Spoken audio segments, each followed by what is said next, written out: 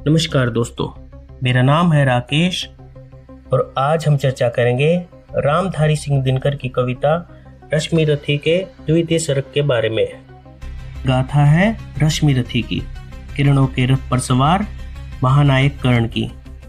रंगभूमि में अपमानित होने के बाद कर्ण ने यह जान लिया था कि वह केवल अपनी शक्ति के बल पर ही सम्मान प्राप्त कर सकता है। इसी उद्देश्य से वह सर्वश्रेष्ठ अस्त्र शस्त्र की शिक्षा प्राप्त करने के लिए महर्षि परशुराम के आश्रम की ओर प्रस्थान करता है। महर्षि परशुराम के आश्रम में एक और हवन कुंड है, अजीन धरव है जो तपस्या और शांति का प्रतीक है। वहीं दूसरी ओर धनुष, कुठार, फरसा, तरकस और तलवारें हैं जो युद्ध और वीरता का प्रतीक है।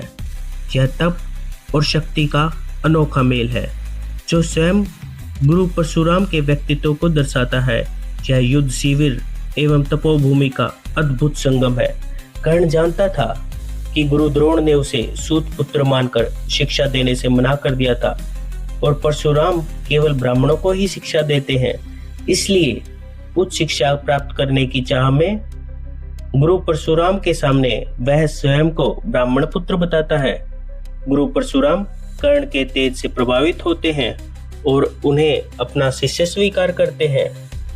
गुरु परशुराम ने देखा यह शिष्य साधारण नहीं है। उसकी आंखों में निश्चय, मन में विनम्रता और कर्म में निष्ठा थी। कर्ण की लगन ने गुरु का मन जीत लिया। उन्होंने अपने सबसे गुप्त अस्त्र परम ब्रह्मास्त्र का ज्ञान भी उसे दिया। कर्ण केवल शिष्य नहीं रहा, वह परशुराम के पुत्र के समान हो गया। यह समय कर्ण के जीवन का सबसे स्वर्णिम समय था। एक दिन अभ्यास के बाद परशुराम थकान के कारण विश्राम करने लगे। वे कर्ण की गोद में सिर रखकर सो गए। उसी समय इंद्रदेव अर्जुन के लिए चिंतित हुए। उन्होंने सोचा यदि कर्ण को यह संपूर्ण ज्ञान मिल गया तो अर्जुन कभी उसे परास्त नहीं कर पाएगा। इंद्र ने परीक्षा लेने के लिए एक भयानक कीट भेजा। वह कीट कर्ण के मांस पर चिपक गया और धीरे धीरे काटने लगा। मांस फटने लगा, रक्त बहने लगा। दर्द असहनीय था पर कर्ण स्थिर रहा। कर्ण के होठ कांपे नहीं, चेहरा शांत रहा। धरती पर रक्त टपकता रहा। गुरु की नींद में शांति बनी रही। यह दृश्य भक्ति, धैर्य और अनुशासन की चरम सीमा था। जब परशुराम की नींद खुली तो उन्होंने देखा कर्ण का शरीर लहूलुहान है पर वह हिला तक नहीं।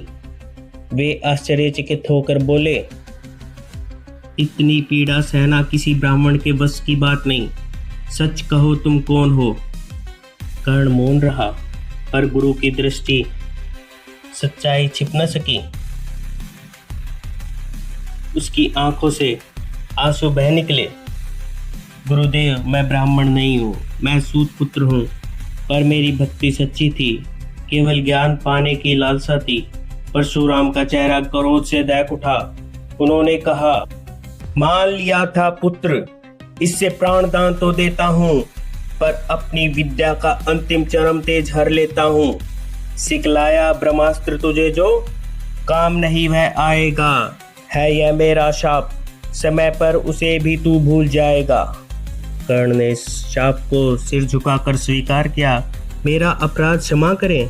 ज्ञान पाने की चाह में मैंने छल किया, पर आपके चरणों में मेरी श्रद्धा अटल रही। परशुराम का क्रोध धीरे धीरे शांत में बदल गया। उन्होंने कहा, तू सच्चा वीर है कर्ण। तेरे समान शिष्य दुर्लभ है, पर तेरी नियति तुझसे कठोर खेल खेलेगी।